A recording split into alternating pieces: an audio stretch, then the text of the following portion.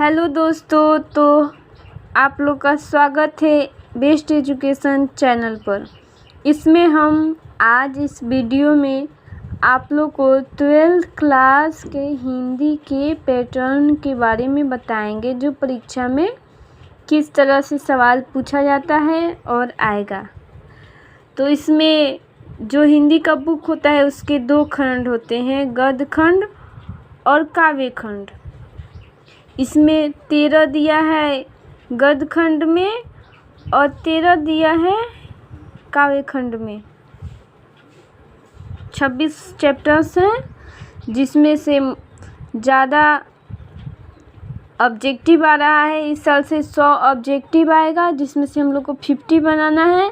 100 objective में 50 objective जो है वह व्याकरण से आएगा और 50 बुक से आएगा।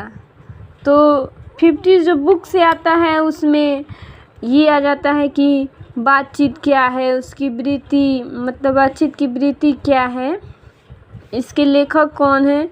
तो हम लोग लेखक हैं बालकृष्ण भट्ट, और ये क्या है, निबंध। दूसरा चैप्टर है उसने कहा था, क्या है, कहानी है, और इसके लेखक कौन है, चंद्रधर शर्मा गुलेरी। तीसरा लेसन है संपूर्ण क्रांति, क्या है, एक भाषण है, जिसके लेखक हैं जयप्रकाश नारायण। हम लोग जानते भी हैं जो संपूर्ण क्रांति हुआ था उसमें उसका नेतृत्व जयप्रकाश नारायण ने किया था, और जो उन्होंने भाषण दिया था उसको एक नोट बनाया गया, जो मतलब संपूर्ण क्रांति भाषण के नाम से है। और चौथा है अर्धनारीश्वर, जो एक निबंध है, जो रामधारी सिंह दिनकर द्वारा लिखा गया है। ये हमारे बिहार के कवि हैं, बिहार के कवि भी हैं और लेखक भी हैं एक बहुत बड़े, जिनका जन्म सिमरिया बेगूसराय में हुआ था।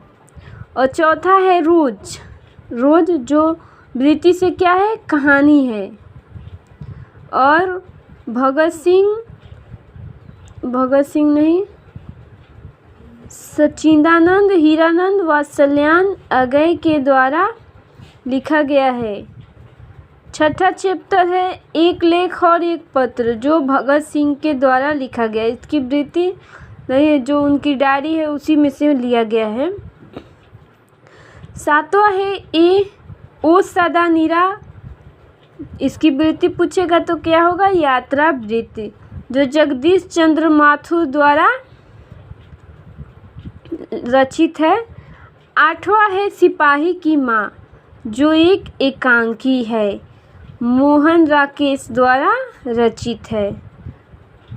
प्रगति और समाज निबंध है, जो नामवर सिंह द्वारा लिखा गया है।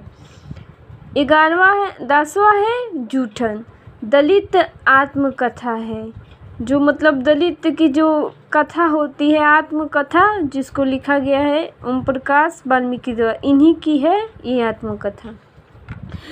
हंसते हुए मेरा अकेलापन डायरी है, जो मलयज द्वारा रचित है।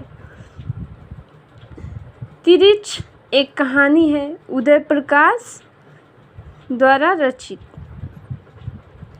शिक्षा की वृत्ति क्या है, शिक्षा शास्त्र, जो जे कृष्णमूर्ति द्वारा रचित है। अब आते हैं हम लोग काव्य खंड में। इससे पहले आप लोग इसका एक स्क्रीनशॉट ले लीजिए, बहुत इम्पोर्टेंट है। इसमें सिर्फ 5 ऑब्जेक्टिव निश्चित ही आएगा।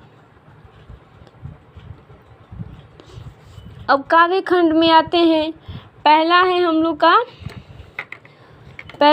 लोग का कड़बक, जो मलिक मोहम्मद जायसी द्वारा लिखी गई है। बहुत बड़ी जो इनकी रचना है पद्मावत, जिस पर फिल्म भी बनी है, उसी पे बनी है और उसी से ये संकलित है कड़बक।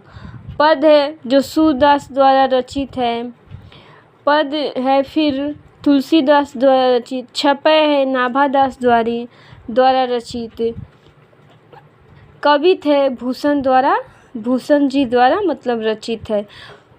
छठा है तुमुल कोलाहल में, जयशंकर प्रसाद जी के द्वारा रचित है। और 7वां लेसन है पुत्र वियोग, जो सुभद्रा कुमारी चौहान द्वारा रचित है। एक कविता है सब। और उषा शमशेर बहादुर सिंह द्वारा रचित है। 9वां है जन जन का चेहरा एक, गजानन माधव मुक्तिबोध के द्वारा रचित। अधिनायक रघुवीर सहाय के द्वारा रचित है। और 11वां है प्यारे नन्हे बेटे को, विनोद कुमार शुक्ल द्वारा रचित। और 12वां है हार जीत, अशोक वाजपेयी द्वारा रचित। और 13वां जो पाठ है हम लोग का वो है गांव का घर, ज्ञानेंद्र पति द्वारा रचित है। अब हम आप लोग को इसमें बहुत ही इम्पोर्टेंट बात बताने वाले हैं। ये जो कवि लोग के बारे में है कि कौन से कवि किस काल के हैं, ये जो काव्य खंड का है इसका एक ट्रिक के द्वारा देखिए। इसका होगा भक्ति काल, ये भी भक्ति काल के होंगे। सूरदास भी भक्ति काल के, तुलसीदास भी भक्ति काल के, नाभादास भी भक्ति काल के। एक भूषण है, भूषण जी, वो होंगे रीति काल के कवि, रीति काल के कवि। और उसके बाद जितने भी हैं यहाँ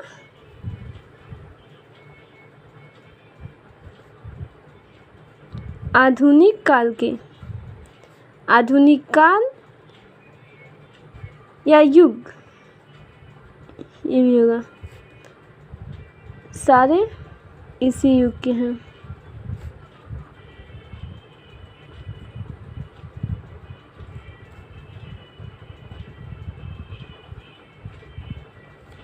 तो ये एक ट्रिक है जिसके द्वारा मतलब कौन से कवि लेखक किस काल के हैं गद्यखंड का जो हमने मतलब बनाए हैं।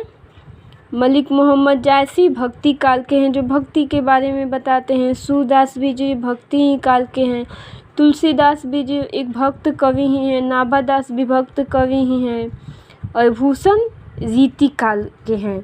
और जयशंकर प्रसाद आधुनिक काल के हैं। इधर जितने भी हैं लोग उसके नीचे वाले सभी आधुनिक काल या युग भी परीक्षा में, इसमें से परीक्षा में आता है। यह सबसे पहले सिलेबस था जो मतलब 12th क्लास का हिंदी, इसमें से ऑब्जेक्टिव आता है हर साल। 10th ऑब्जेक्टिव पक्का इसमें से आएगा।